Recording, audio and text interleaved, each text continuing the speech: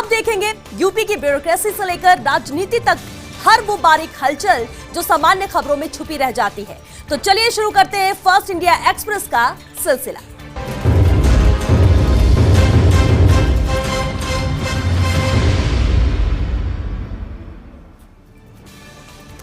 Samajwadi party को सता रहा ओवैसी का डर। पूर्व मंत्री बोले कि ये 5 सीटें जीतेंगे तो 25 हम हरा देंगे। 2022 के विधानसभा चुनाव में वापसी का सपना संजोए बैठी सपा को झटका लग सकता है। तो समाजवादी पार्टी को अब ओवैसी का डर सता रहा है। 2022 के विधानसभा चुनाव में वापसी का सपना संजोए बैठी सपा को अब झटका लग सकता है, क्योंकि ओवैसी की यूपी चुनाव में एंट्री से सपा के वोटों में सेंधमारी हो सकती है। अब इसका डर सताने लगा है समाजवादी पार्टी को भी, और वो मानती है कि ओवैसी बड़ा नुकसान कर सकते हैं। ये बात सपा का कोई साधारण व्यक्ति नहीं कर रहा, बल्कि सपा सरकार के पूर्व मंत्री खुद कह रहे हैं कि वो 5 सीटें जीतते हैं और 25 सीटों पर हमारा नुकसान कर सकते हैं। महाराष्ट्र बिहार में भी यही किया है, जिससे ये साबित हो गया है कि भाजपा के मददगार हैं। तो ये किसी छोटे मोटे नेता ने नहीं कही है, बल्कि पूर्व मंत्री ने ये बात कही है। और कहीं ना कहीं समाजवादी पार्टी को अब ओवैसी का डर सता रहा है। जिस तरह से एंट्री ओवैसी करने जा रहे हैं यूपी में, पूर्व मंत्री ने इसे लेकर बात कही कि ये 5 सीटें जीतेंगे तो 25 हमें हरा देंगे। 2022 के विधानसभा चुनाव में वापसी का सपना संजोए बैठी सपा को अब झटका इससे लग सकता है, क्योंकि ओवैसी की यूपी चुनाव में एंट्री से सपा के वोटों में सेंधमारी हो सकती है। अब इसका डर सताने लगा है समाजवादी पार्टी को भी, और वो मानती है कि ओवैसी बड़ा नुकसान कर सकते हैं। ये बात सपा का कोई साधारण व्यक्ति नहीं कर रहा है, बल्कि सपा सरकार के ही पूर्व मंत्री खुद ये बात कह रहे हैं कि वो 5 सीटें जीतते हैं और 25 सीटों पर हमारा नुकसान कर सकते हैं। महाराष्ट्र बिहार में भी यही किया है, जिससे साबित हो गया है कि भाजपा के मददगार हैं।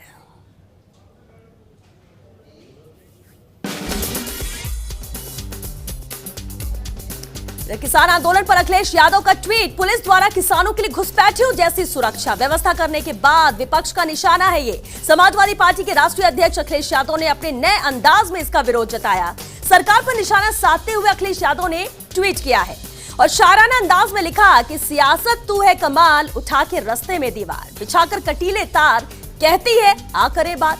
इसके बाद उन्होंने हैशटैग देखते हुए लिखा है कि किसान नहीं चाहिए भाजपा।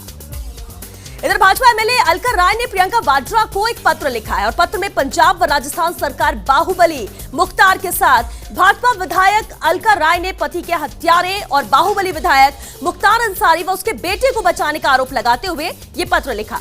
पंजाब और राजस्थान सरकार पर गंभीर आरोप भी इस पत्र में लगाए गए हैं। इससे पहले 27 अक्टूबर को प्रियंका वाड्रा को पत्र भेजा गया था। मोहम्मदाबाद से भाजपा विधायक अलका राय ने कांग्रेस नेतृत्व की पंजाब सरकार पर मुख्तार और राजस्थान सरकार पर मुख्तार और उनके इनामिया बेटे अब्बास अंसारी को राज्य अतिथि का दर्जा देते हुए बचाने का आरोप लगाया। कांग्रेस सरकार कुख्यात अपराधी के बेटे का धूमधाम से निकाह करा रही है, और ये पत्र में ये सभी बातें उन्होंने लिखी है। बड़ा आरोप यहां पर लगाया भाजपा एमएलए अलका राय ने, जिन्होंने प्रियंका वाड्रा को पत्र लिखा और पत्र में पंजाब और राजस्थान सरकार बाहुबली मुख्तार के साथ भाजपा विधायक अलका राय ने पति के हत्यारे और बाहुबली विधायक मुख्तार अंसारी व उसके बेटे को बचाने का आरोप लगाते हुए ये पत्र लिखा है। पंजाब और राजस्थान सरकार पर गंभीर आरोप भी इस पत्र में लगाए गए हैं, और इससे पहले 27 अक्टूबर को प्रियंका वाड्रा को पत्र भेजा गया था। मोहम्मदाबाद से भाजपा विधायक अलका राय ने कांग्रेस नेतृत्व की पंजाब सरकार पर मुख्तार और राजस्थान सरकार पर मुख्तार और उनके इनामिया बेटे अब्बास अंसारी को राज्य अतिथि का दर्जा देते हुए बचाने का आरोप लगाया। कांग्रेस सरकार कुख्यात अपराधी के बेटे का धूमधाम से निकाह करा रही है, और ये गंभीर आरोप इन्होंने लगाया राजस्थान और पंजाब सरकार पर। कैबिनेट वाले जिल्ला इलाही साहब की बड़ी कोठी चर्चा में है। कोठी को रात भर ट्रक से डिपार्टमेंटल वाले अफसर सरिया, सीमेंट, ईंट उतरवा कर बनवा रहे हैं। लोगों का अंदाजा लगाना भी मुश्किल कि मकान है, होटल है या फिर ये कोठी है। कैबिनेट वाले माननीय को डीएम बंगले के पीछे वाले मोहल्ले में तामीर हो रही है कोठी। इस बार तो कैबिनेट वाले साहब की मानो लॉटरी ही खुली हो। वैसे इन कैबिनेट वाले साहब को काजल की कोठरी कहा जाता है। आंखों से काजल चुराने का हुनर तराई वाले बॉर्डर के जिले के साहब कायदे से सीख चुके हैं। चर्चा गर्म है कि इस बार के मंत्रिमंडल विस्तार में महोदय का पत्ता भी साफ हो सकता है, क्योंकि कोठी की चर्चा पहुंच गई अब सीएम के कानों तक। तो चर्चाओं में ये कोठी है और समझ नहीं आ रहा है कि ये कोठी है होटल है या फिर कमरा है। और ये कैबिनेट वाले जिले इलाही साहब हैं जिनकी कोठी चर्चाओं में है। कोठी को रात भर ट्रक से डिपार्टमेंटल वाले अफसर सरिया, सीमेंट, ईंट उतरवाकर बनवा रहे हैं। वैसे लोगों का अंदाजा लगाना भी मुश्किल है इसे देखकर। मकान बन रहा है, होटल बन रहा है या फिर कोठी बन रही है, लेकिन बन तो रही है यहाँ पर कोठी, और इसलिए चर्चाओं में भी है। कैबिनेट वाले माननीय को डीएम बंगले के पीछे वाले मोहल्ले में तामीर हो रही है ये कोठी, और इस बार तो कैबिनेट वाले साहब की मानो लॉटरी ही खुली है। वैसे इन कैबिनेट वाले साहब को काजल की कोठरी कहा जाता है। आंखों से काजल चुराने का हुनर तराई वाले बॉर्डर के जिले के साहब कायदे से सीख चुके हैं। चर्चा गर्म है कि इस बार के मंत्रिमंडल विस्तार में महोदय का पत्ता भी साफ हो सकता है, क्योंकि कोठी की चर्चा अब पहुंच गई है सीएम के कानों तक। तो किसान आंदोलन पर अखिलेश यादव ने ट्वीट किया है। इस आंदोलन को लेकर उन्होंने ट्वीट किया, पुलिस द्वारा किसानों के लिए घुसपैठियों जैसी सुरक्षा व्यवस्था करने के बाद ये विपक्ष का निशाना है। समाजवादी पार्टी के राष्ट्रीय अध्यक्ष अखिलेश यादव ने अपने नए अंदाज में इसका विरोध जताया। सरकार पर निशाना साधते हुए अखिलेश यादव ने एक ट्वीट किया है और शायराना अंदाज में लिखा कि सियासत तू है कमाल, उठा के रस्ते में दीवार, बिछाकर कटीले तार, कहती है आ करे बात। इसके बाद उन्होंने हैशटैग देते हुए लिखा कि किसान नहीं चाहिए भाजपा। तो ये ट्वीट अखिलेश यादव ने किया है। किसान आंदोलन के मद्देनजर उन्होंने ये ट्वीट किया है। जिस तरह से अभी मौजूदा स्थिति यहां पर हो गई है, पुलिस द्वारा किसानों के लिए घुसपैठियों जैसी सुरक्षा की जा रही, इन्होंने ये अपने ट्वीट में लिखा। सुरक्षा व्यवस्था करने के बाद भी विपक्ष का निशाना है ये। समाजवादी पार्टी के राष्ट्रीय अध्यक्ष अखिलेश यादव ने अपने नए ही अंदाज में इसे लेकर विरोध जताया है और सरकार पर निशाना साधते हुए ट्वीट किया है अखिलेश यादव ने। और अंदाज इस बार अलग था। ये शायराना अंदाज में उन्होंने ट्वीट किया, सियासत तू है कमाल, उठा के रस्ते में दीवार, बिछाकर कटीले तार, कहती है आ करे बात। इधर उत्तर प्रदेश के बहराइच में माननीयों का बंगला मोह। कार्यकाल पूरा हुए बीत गए सालों पर बंगले पर हुकूमत बरकरार है। कुछ माननीय और उनके खास अवैध रूप पर बंगलों पर कब्जा जमाए हुए हैं। जिला पंचायत के अपर मुख्य अधिकारी के संज्ञान में पूरा प्रकरण है, लेकिन फिर भी सरकारी संपत्ति से अवैध कब्जा नहीं हटवा रहे हैं। जब तक जिला पंचायत का चुनाव नहीं होता, जिम्मेदारी होती है डीएम की। और सत्ता और विपक्ष नेता जिला पंचायत के आवास और बंगलों पर कब्जा जमा कर रखे हुए हैं। 1 साल से भी ज्यादा का वक्त बीत चुका है, लेकिन इसे खाली करवाना ही नहीं चाह रहे हैं कोई। उत्तर प्रदेश के बहराइच का यह मामला है, जहां पर माननीयों का बंगला मोह देखने को मिला। कार्यकाल पूरा हो चुका है और कार्यकाल पूरा हुए करीब 1 साल भी बीत चुके हैं, लेकिन बंगले पर हुकूमत इनकी बरकरार है।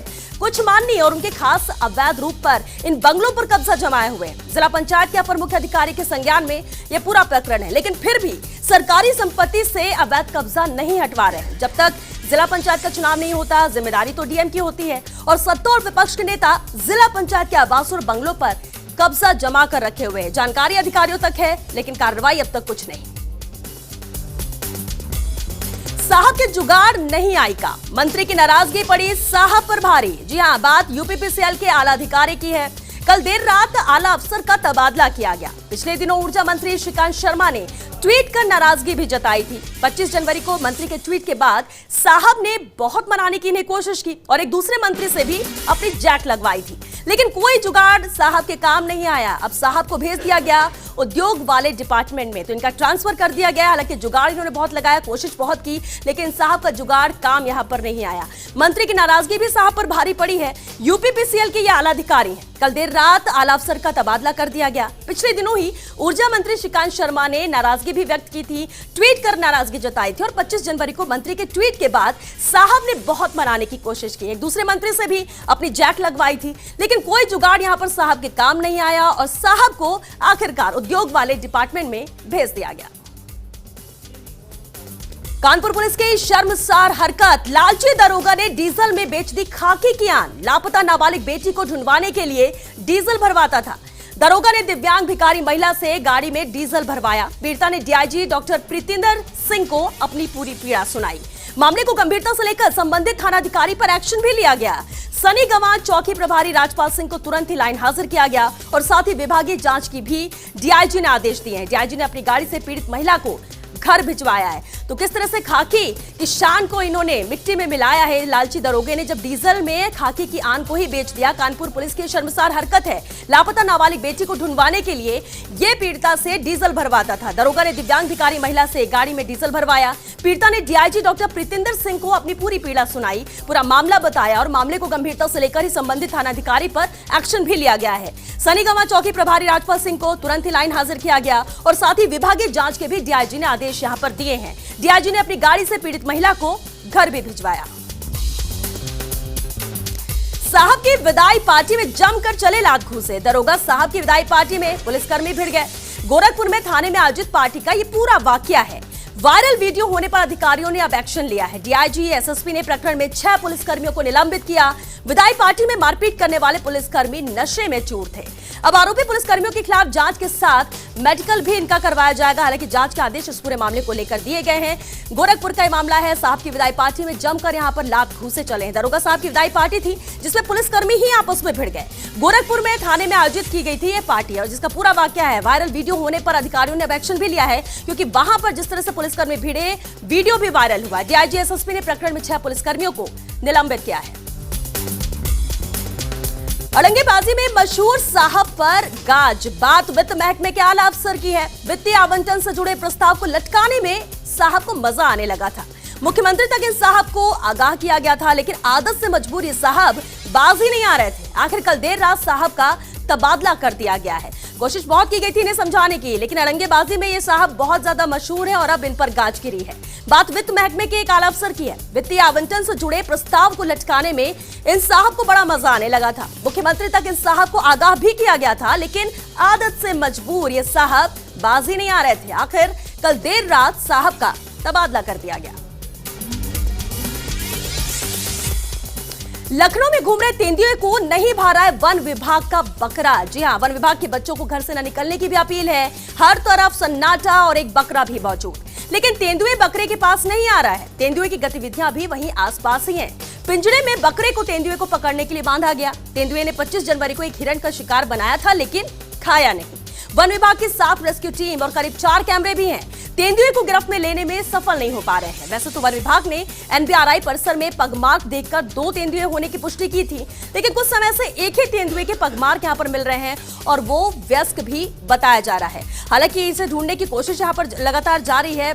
बकायदा यहां पर कर्मचारी भी मुस्तैद है। लखनऊ में घूम रहे तेंदुए को अब वन विभाग का बकरा नहीं भा रहा है। अहम बात यही है कि बच्चों को भी घर से निकलने की यहां पर विभाग ने अपील की है कि वो घर से ना निकले। कार के बोनेट में छिपाए 500 के नोटों में लगी आग। यूपी से 2.25 करोड़ रुपए लेकर मुंबई जा रहे थे। 2.25 करोड़ रुपए की नकदी कार के बोनेट में छिपाकर इन्हें ले जाना भारी पड़ा है। पुलिस और चेकपोस्ट पर जांच से बचने के लिए बोनेट में छिपाई थी ये रकम, लेकिन संभवतः शॉर्ट सर्किट होने या इंजन गर्म होने से कुछ नोट जल गए। मध्य प्रदेश के सिवनी जिले की कुरई थाना पुलिस ने घेराबंदी कर 3 आरोपियों को गिरफ्तार भी किया। राहगीरों ने अधजले नोट सड़क पर बिखरे होने की जानकारी पुलिस को दे दी। उनके पास से 1 करोड़ 74 लाख रुपए नकद बरामद हुए हैं। तो पुलिस से ये लोग बच नहीं सके हैं। कार के बोनेट में इन लोगों ने 500 के नोटों की गड्डियां छुपाई हुई थी। एक बड़ी रकम थी जो छुपा कर ले जा रहे थे। करीब 2.25 करोड़ रुपए मुंबई लेकर जा रहे थे यूपी से। 2.25 करोड़ रुपए की नकदी कार के बोनेट में छिपा कर ले जाना इन सभी को भारी पड़ गया।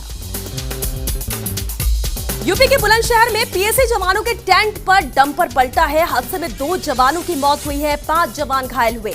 कैंटर की टक्कर लगने से अनियंत्रित होकर यह डंपर पलटा था। 3 पीएसी जवान व ड्राइवर समेत कुल 5 लोग इसमें घायल हुए हैं। घटना से क्षेत्र में अफरा तफरी मची हुई है। सूचना पर पहुंची पुलिस ने दोनों शवों को पोस्टमार्टम के लिए भेज दिया है। यह हादसा हुआ है यूपी के बुलंदशहर में, जहां पीएसी जवानों के टेंट पर डंपर पलट गया। हादसे में 2 जवानों की मौत हुई, 5 जवान यहां पर घायल हुए हैं। कैंटर की टक्कर लगने से अनियंत्रित होकर यह डंपर पलट गया था और 3 पीएसी जवान व ड्राइवर समेत कुल 5 लोग इसमें घायल हुए।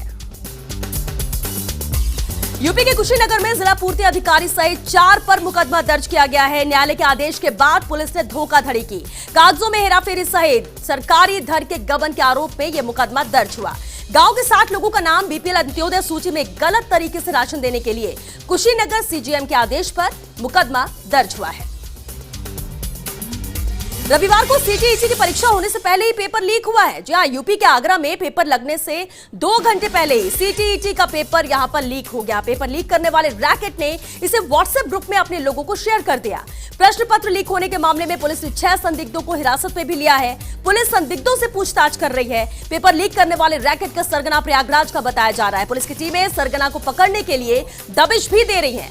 आगरा में यह परीक्षा 96 केंद्रों पर हुई थी और इसमें 50,000 अभ्यर्थियों ने हिस्सा लिया था। परीक्षा सुबह और दोपहर 2 पारियों में आयोजित की गई थी। भंग हो सकती देश की 55 छावनी परिषदें और इनमें शामिल है यूपी की भी आधा दर्जन छावनी परिषद। 10 फरवरी को खत्म हो रहा है कार्यकाल। कोरोना काल में 10 अगस्त को बढ़ाया गया था 6 महीने के लिए कार्यकाल। कोरोना के चलते चुनाव को 2 बार स्थगित कर कार्यकाल को बढ़ाया जा चुका है। हालांकि फिलहाल रक्षा मंत्रालय के डीजी कार्यालय से कोई भी अधिसूचना अब तक जारी नहीं हुई है। नियमों के अनुसार चुनाव से 45 दिन पहले समय सारिणी यहां पर जारी करनी होती है, लेकिन अभी तक नियम के अनुसार जो 45 दिन पहले जारी करनी थी, अब तक ये जारी नहीं की गई है। इधर यूपी के कुशीनगर में नारायणी नदी के किनारे बेहोशी की हालत में मिला है फिशिंग कैट। खेतों में काम कर रहे लोगों ने नदी के किनारे फिशिंग कैट को छटपटाते देखा और पुलिस को सूचना दी। मौके पर पहुंचे वन विभाग के कर्मचारी व पुलिसकर्मी बेहोश फिशिंग कैट को वन कर्मियों ने इलाज के लिए भेजा है। वहीं खड्डा थाना क्षेत्र के छितौनी बांध के ठोकर नंबर 3 व 4 के बीच ये फिशिंग कैट मिला था। दुश्मन हो या रेस्क्यू ऑपरेशन, काम आसान करेगा आईआईटी कानपुर का ये हेलीकॉप्टर। जी हां, एरो इंडिया 2021 में शान बढ़ाएगा। ये आईआईटी कानपुर ने 4 किलो वजन का लाइट हेलीकॉप्टर बनाया है जो देश के दुश्मनों को पकड़ेगा और सरेंडर भी करवा देगा। आईआईटी के स्टार्टअप इंड्योर एयर हेलीकॉप्टर की मदद से ये संभव होगा। ऐसे किसी भी कठिन मिशन को यह हेलीकॉप्टर आसानी से पूरा कर लेगा।